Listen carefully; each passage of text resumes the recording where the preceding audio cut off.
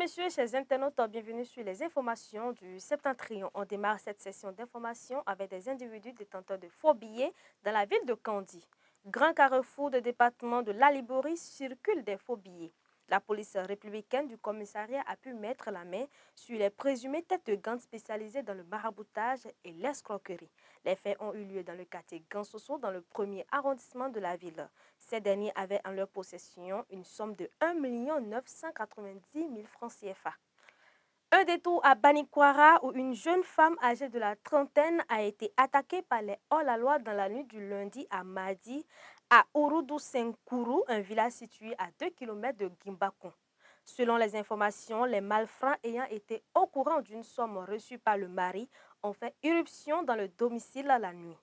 Ils ont administré des châtiments corporels à la jeune femme pendant que le mari se trouvait dans une autre pièce de la maison.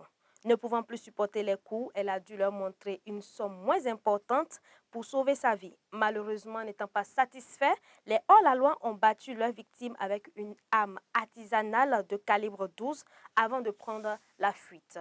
Revenons à Parakou où la cherté des produits vivriers devient de plus en plus difficile à supporter pour la population et les commerçants.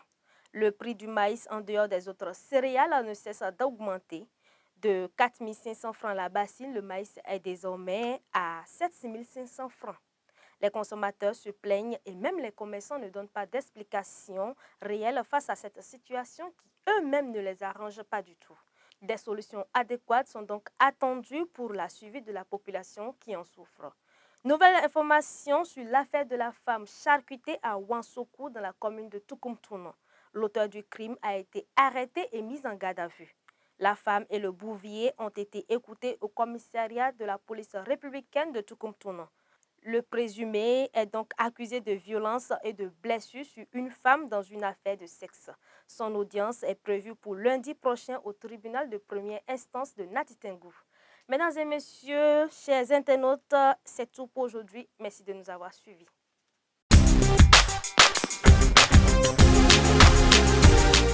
Vous aimez la qualité et vous recherchez des matériaux de construction fiables? Bâtisseur plus Inter est la solution.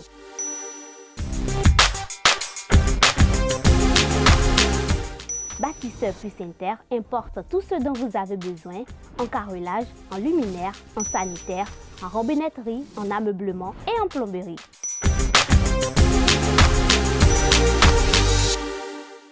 Visitez-nous à Abomey-Calavi, 4e rue après SOS, en quittant Kota pour l'université d'Abomey-Calavi. Infoline 00229 91 77 72 77.